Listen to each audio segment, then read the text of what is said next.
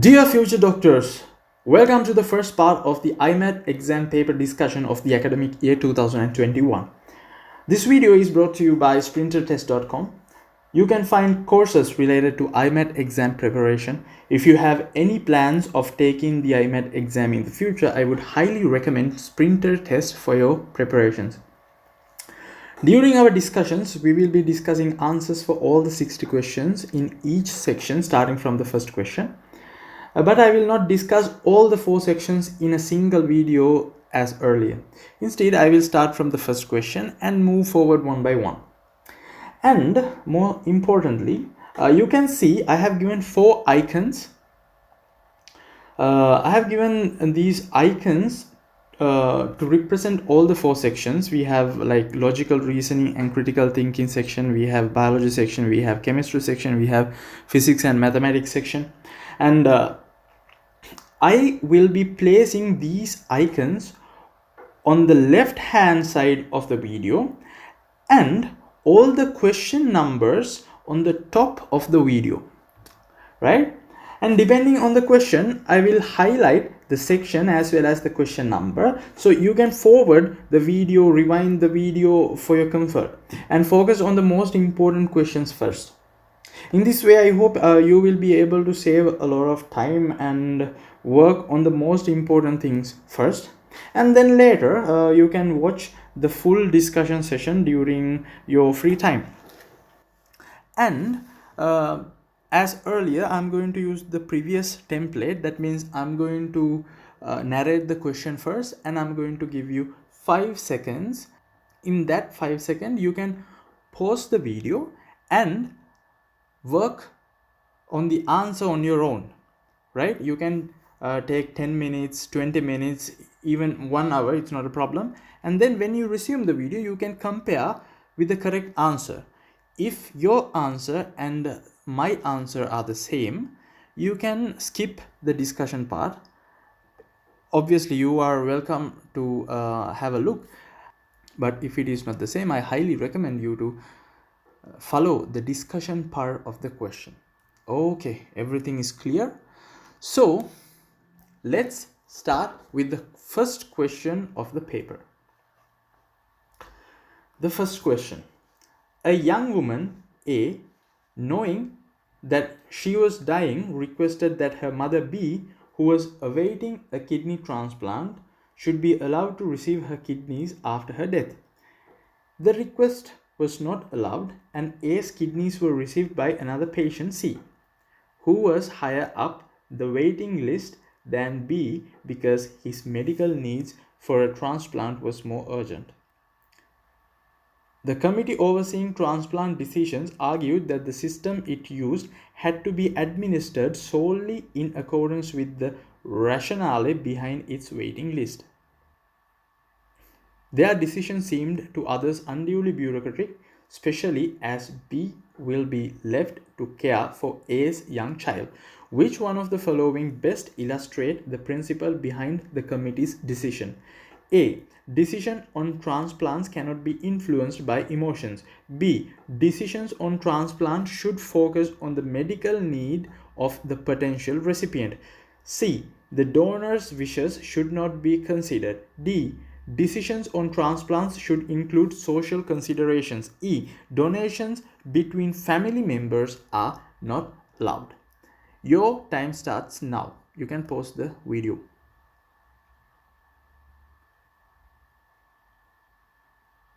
Perfect. I hope you are back with an answer. And the correct answer is B. Decisions on transplants should focus on the medical need of the potential recipient. Now, let's find out why B was correct. In order to find it out, let's go through one by one of the answers. A. Decisions on transplants cannot be influenced by emotions. This is correct. Decisions on transplants should focus on the medical need of the potential recipient. This is also correct. The donor's wishes should not be considered. Actually, in the passage, it says the donor's wish has not been considered, but in the passage itself, it does not address whether the donor's wish should be considered or should not be considered. So, C is not the answer. Decisions on transplants should include social considerations.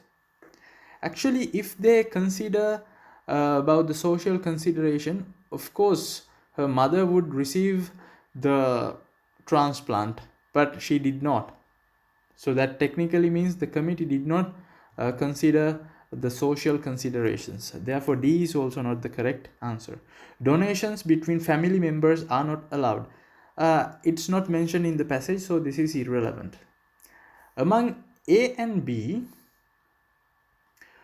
why B is the correct answer? Now, when we summarize the whole passage, A was dying and she requested that her mother B will receive the transplant. But the committee decided to give it to C because C needed the kidney more than B. So, on basis of medical need of the potential recipient, the committee decided to transplant the kidney to C. Therefore, B is the most suitable answer and A is not. Perfect. Now, let's move to the second question. From ever younger ages, people are reporting symptoms of anxiety due to the pressure to be perfect in all areas of life. It seems that in many cultures there is an increasing sense of competition in everything from school results to the job market to personal appearance and even how one's social life looks on social media.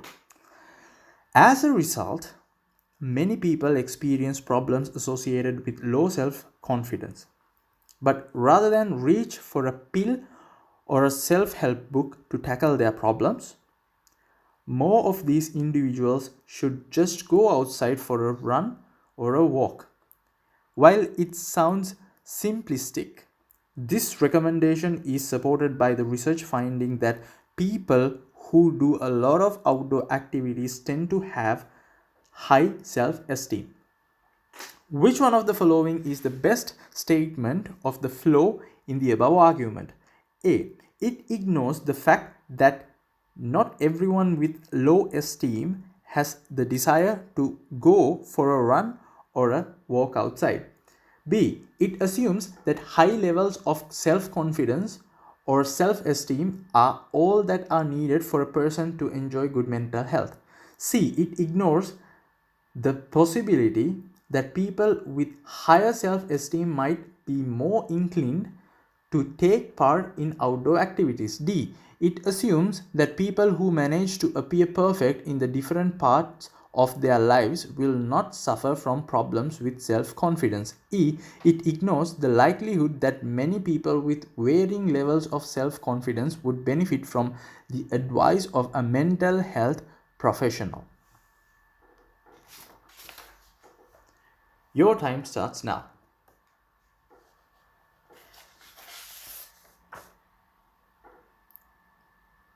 Okay, the correct answer is C. It ignores the possibility that people with higher self-esteem might be more inclined to take part in outdoor activities. Now, usually when we answer these types of questions, it is very important to summarize the given question, right? So we can find the answer within the question itself. So in this case, the passage argued that more and more young people report anxieties related to a social competition in different areas, and as a direct result, more and more people report having low self-esteem, right? So subsequently, the text suggests to these young people not to seek a solution to this problem in pills or self-help books, but to go out for a run or a walk. So what is the suggestion they give? They just tell to these people, just go out for a walk, right? And they say the suggestion is supported by a recent scientific study. Okay, now let's go through all the answers one by one. So A, it ignores the fact that not everyone with low self-esteem has the desire to go for a run or a walk outside. So here, like, not everyone with low esteem has the desire. Sometimes some people might have the desire who has low self-esteem, right? And it ignores the fact that not everyone with low self-esteem has the desire to go for a run or a walk outside. Technically this cannot be the flow of the argument, because the argument says like people with low self-esteem do not go outside completely. Therefore A is completely removed, it's out of the context. B, it assumes that high levels of self-confidence or self-esteem are all that are needed for a person to enjoy good mental health. Yes, so this can be given as a flow of argument, but we'll wait and find out why it is not. See, it ignores the possibility that people with higher self-esteem might be more inclined to take part in outdoor activities. Yes, it obviously ignores the possibility that people with higher self-esteem might be more inclined for uh, outdoor activities as a show off. And D, it assumes that people who manage to appear perfect in the different parts of their lives will not suffer from problems with self-confidence. Actually, it's not mentioned in the question, so it can be removed as well.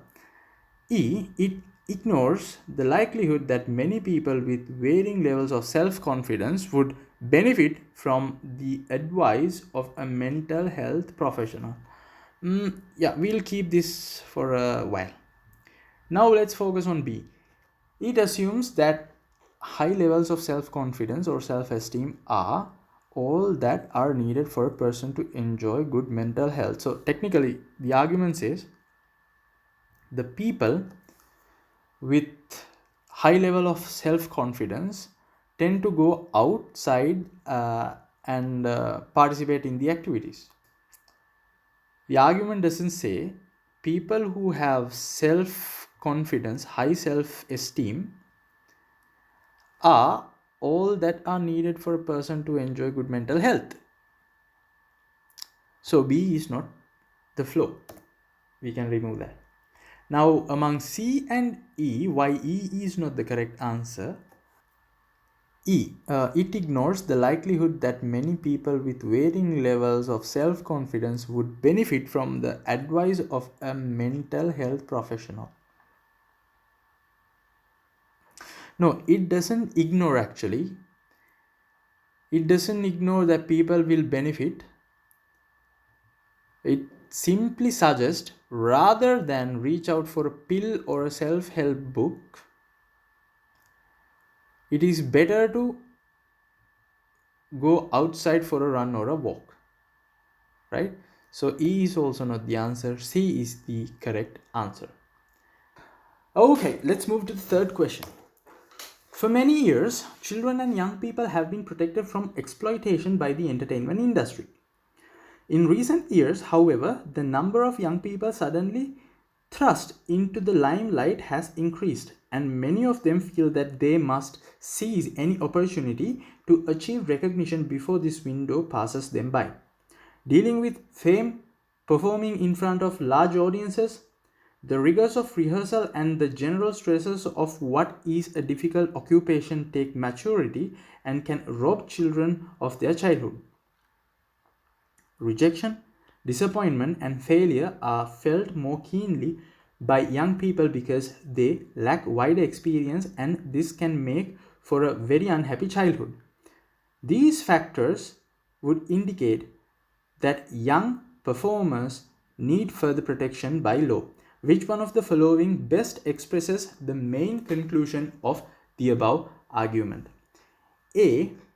Young performers need further protection by law.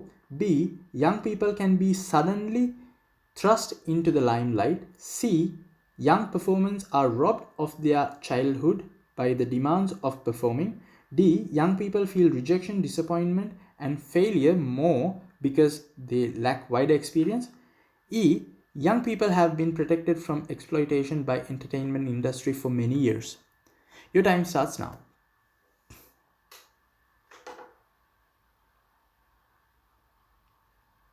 Perfect. I hope all you got the correct answer, and the correct answer is A. Young performers need further protection by law. Actually, when we consider all the answers, uh, all of them have been mentioned in the above passage, right? And we have to focus mainly on one keyword.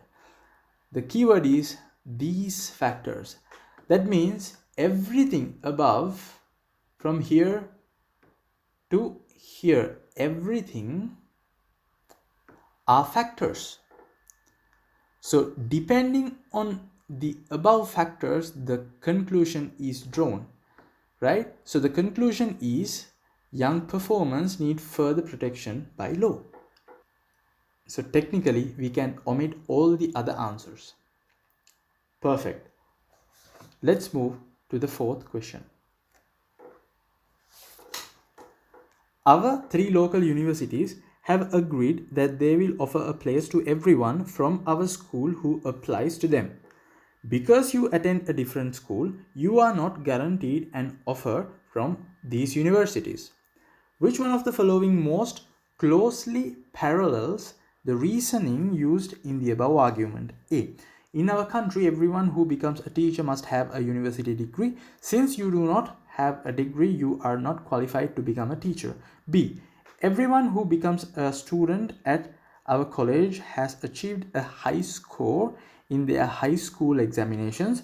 You have a high score and therefore you are sure to be accepted as a student at our college. C. Everyone who has a free bus pass is entitled to travel on buses after 9:30 a.m.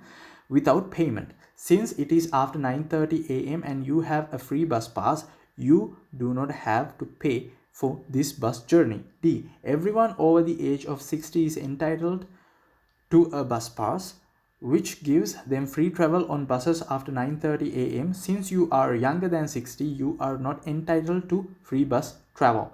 E.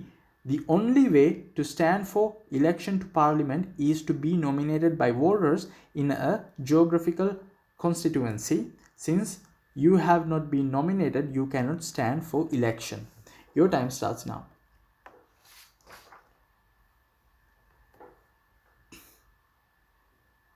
Perfect. I hope you figure out the answer already, and the correct answer is D.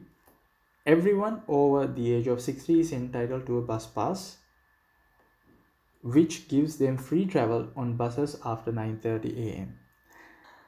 Now, when we consider these types of question, we need to break down the question and answers into parts, specific parts. Now, in the question, I have broken into statements. We have three local universities. They offer a place for all the students who participate in our school. If you attend a different school, you are not guaranteed. You are not guaranteed. This is the keyword. Mark this keyword.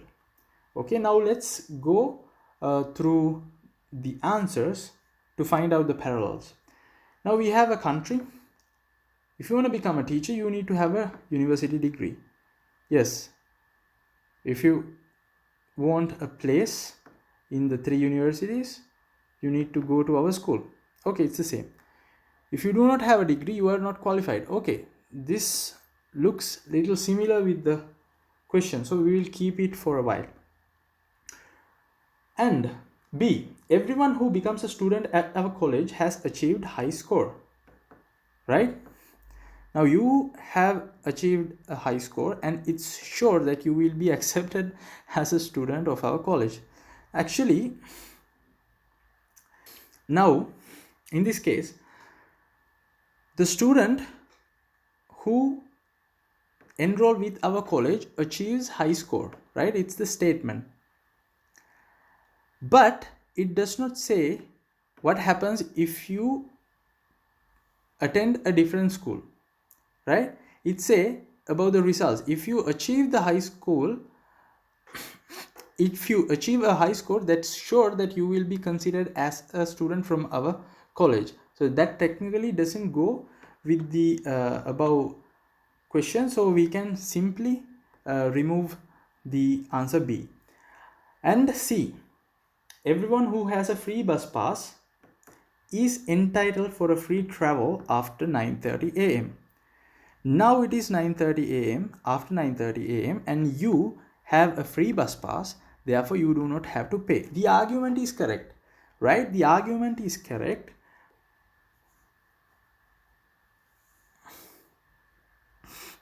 Everyone with a bus pass after 9:30 a.m. do not have to pay. But it does not address what happens if it is not 9:30 a.m. or else if you don't have a free bus pass, right? So if you don't have a free bus pass, or if it is not 9:30 a.m. now, can you travel or can't you travel? Do you have to pay? Don't you have to pay? So it does not address. Therefore, C is not clear as well. So I can remove C. D, everyone over the age of 60 is entitled to a bus pass. Okay, entitled. And they can travel for free after 9:30 a.m. In this case, you are younger than 60. Now here the conflict is present.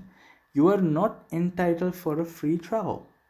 Okay, you are not entitled. So this goes parallel with the question. So I will keep it aside to discuss later. E, the only way to stand for election is to be nominated by voters. Okay, you are not nominated, you cannot stand for the election. Yes, the argument is correct, but it doesn't go parallel because it doesn't mention what will happen if you are nominated, and in this case it doesn't give another option. For example, in the previous question, like you can attend our school, right, and you can attend a different school. In this case it's clear and cut, you has to be nominated. If you do not nominated, yeah, I'm sorry. And the same thing with A also, you must have a degree. If you do not have a degree, there are no any other way to become a qualified teacher in the country. So the only answer is D. Now let's move to the last question of the day, the fifth one. Of all the food we buy, bread suffers the worst fate when it comes to waste. 32% of it ends up being thrown away. We value other types of food a lot more, as the average for all food and drink being wasted is 15%. The proportion of meat and fish thrown away is below average 13%. And our most precious item is alcohol. We throw away just 6% of it. Which one of the following is an underlying assumption of the above argument?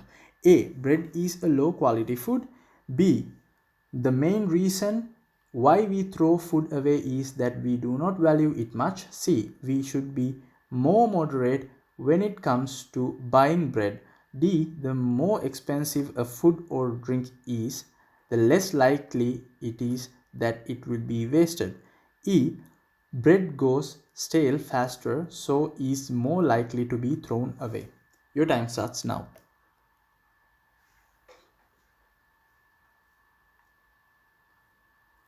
Okay, I hope all you got the correct answer, and the answer is B. The main reason why we throw food away is that we do not value it much.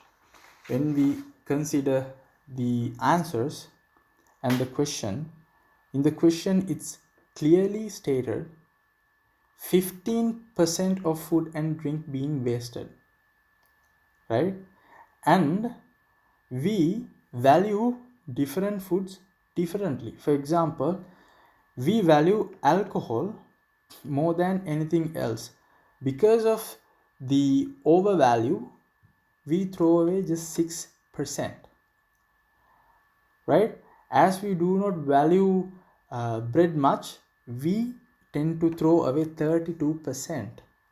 So it doesn't speak about the quality, it doesn't speak about being moderate. The underlying argument is B.